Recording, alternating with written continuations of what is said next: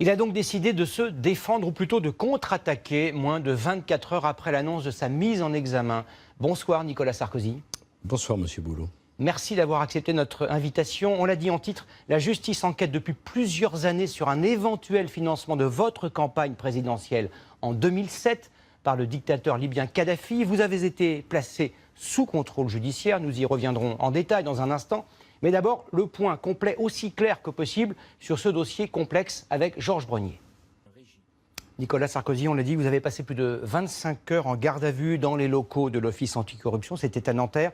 Dans quelles conditions s'est déroulée cette garde à vue? D'abord, je veux dire la profondeur de mon indignation. Et je ne suis pas venu ici pour parler de politique, je suis venu ici parce que je dois aux Français la vérité. Je n'ai jamais trahi leur confiance. L'enquête a commencé il y a 5 ans. Je dois avoir dépassé les 150 heures de garde à vue et d'interrogatoire divers dans tous les dossiers qu'on a essayé de construire contre moi. Je ne me suis jamais soustrait une seconde aux obligations de la justice. Qu'est-ce qui pouvait bien justifier la garde à vue? Mais peu importe. Les policiers ont fait leur travail en professionnel et je n'ai rien à dire là-dessus. Après tout, je ne suis pas au-dessus des lois, mais je ne suis pas en dessous non plus. Les policiers ont fait leur travail en professionnel. Les policiers ont fait leur travail en professionnel. Les policiers ont fait leur travail en professionnel. Aucun élément nouveau par rapport aux calomnies qui courent certaines rédactions n'a été produit. Aucun. Aucun élément nouveau par rapport aux calomnies qui courent certaines rédactions n'a été produit. Aucun. Aucun élément nouveau par rapport aux calomnies qui courent certaines rédactions n'a été produit. Aucun.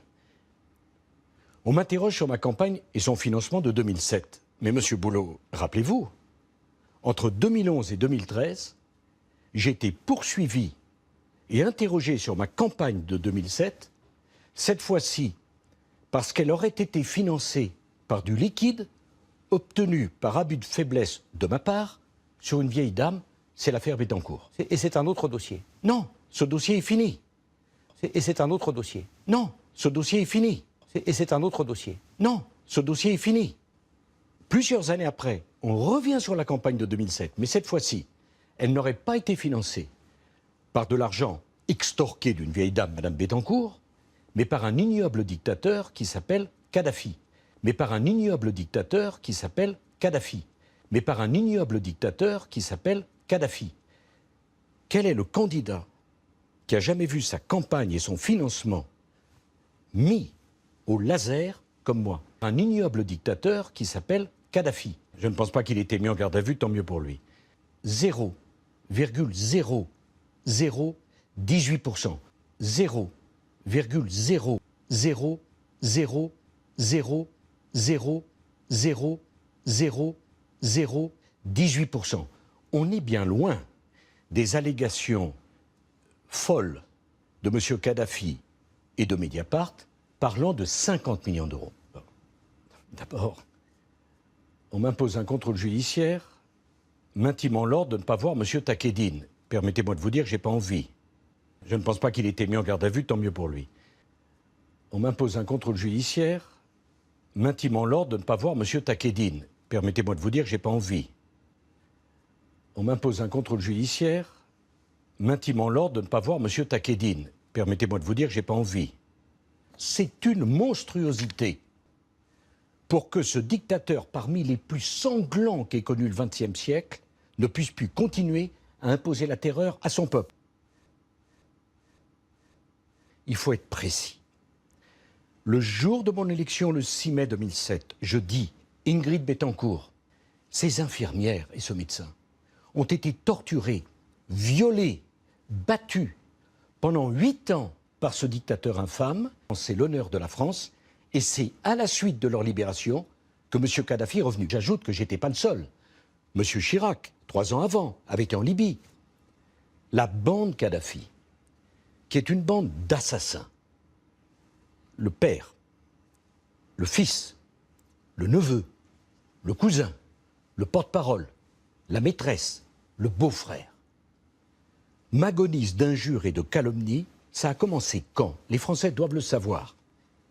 Le 10 mars 2011, je reçois à l'Élysée Ingrid Betancourt. Et certains de ses proches, on y reviendra dans un instant, l'avaient noté et l'avaient consigné sur le carnet. Non, jamais un mot.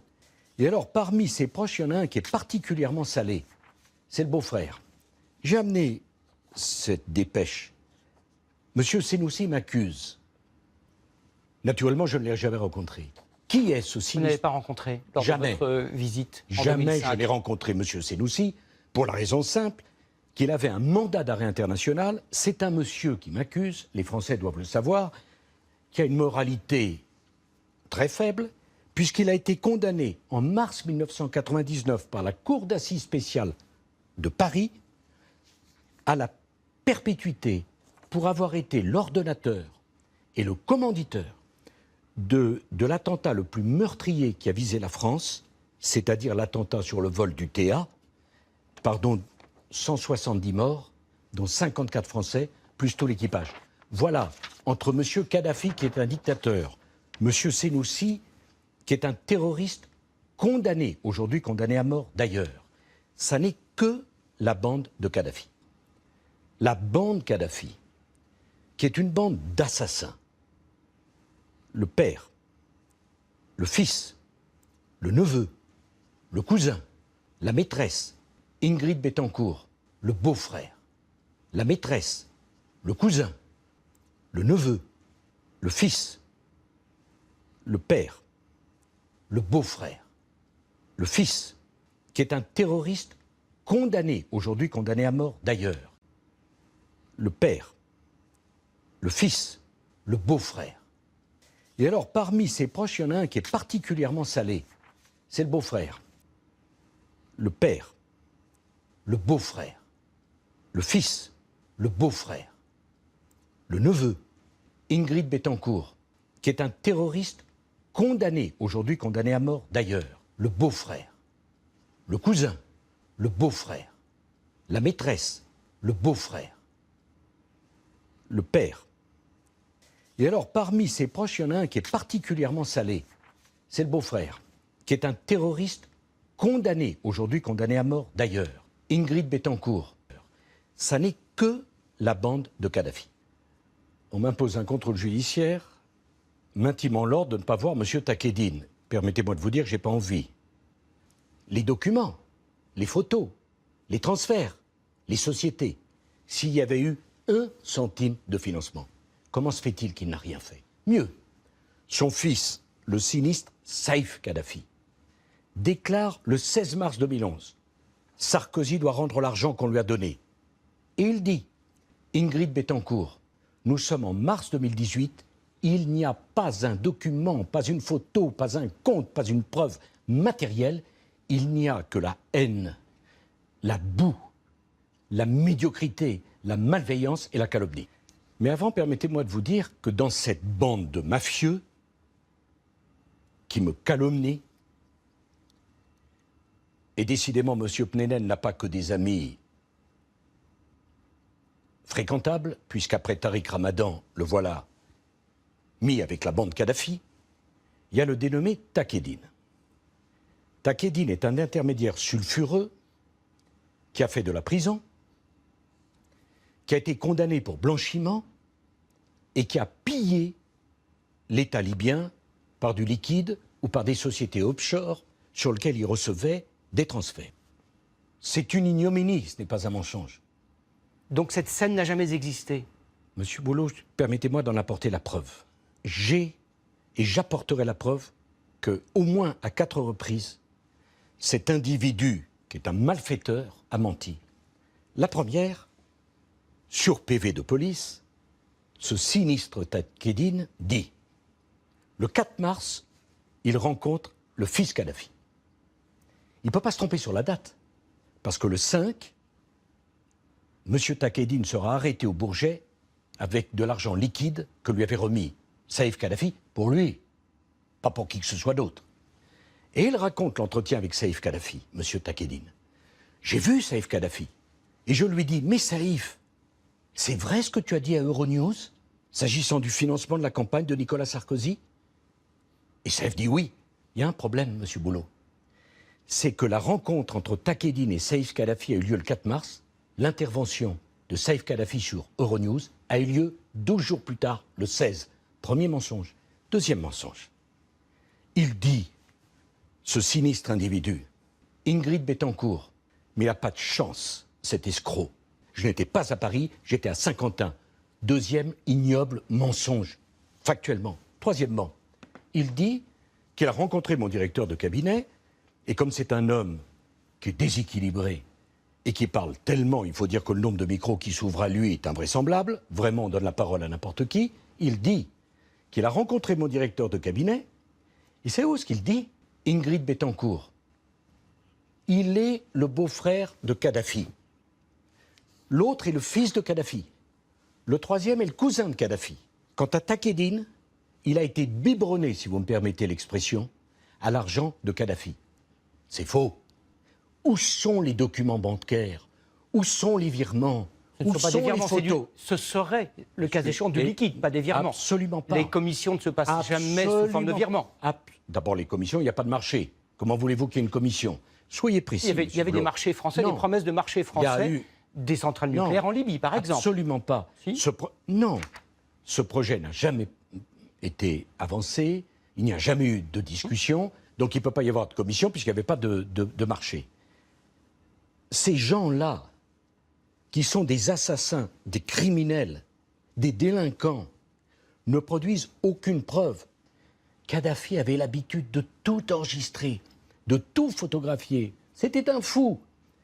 Illuminé, qui prenait certainement des produits stupéfiants, peu importe. Il n'y a pas la moindre preuve, il n'y a pas le moindre élément, il n'y a pas le plus petit commencement d'une preuve. Permettez-moi de vous dire que j'ai été chef de l'État, je ne me comporte pas comme cela. Et il se trouve qu'on met un ancien président de la République, c'est la France, c'est la fonction qui est en cause, au même niveau qu'une bande d'assassins et d'escrocs condamnés pour cela. Monsieur Boulot, quand même, on est dans un état de droit, on ne peut pas se comporter comme ça. Alors je vous dis une chose, j'ai pas l'intention de plaisanter avec ça. Je prends les choses très au sérieux, beaucoup plus que vous l'imaginez. Ça me prendra 1 an, 2 ans, 10 ans, mais je pourfendrai cette bande. Je ferai triompher mon honneur et je n'ai pas l'intention de céder 1 centimètre de terrain à cette bande. La politique, c'est fini. Mais la France, ça ne sera jamais fini. Si jamais on m'avait dit qu'un jour j'aurais des ennuis à cause de Kadhafi, mais je me serais dit, mais vous fumez, monsieur. La politique, c'est fini. Mais vous fumez, monsieur. D'une manière infatigable à mes côtés. Est-ce que ça ne serait pas encore un scandale plus grave?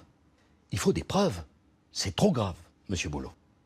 On n'a pas le droit de jeter les gens à la boue parce qu'une bande d'assassins, d'escrocs, de menteurs, de manipulateurs a fait ce qu'ils ont fait. Parce que le document Mediapart sort entre les 2 tours de la présidentielle, les révélations, entre guillemets, du sinistre Takedine sortent 2 jours avant le débat le plus important télévisé de la primaire de la droite. Je ne peux pas laisser faire ça. Merci beaucoup Nicolas Sarkozy d'avoir répondu à nos questions. La France, ça ne sera jamais fini.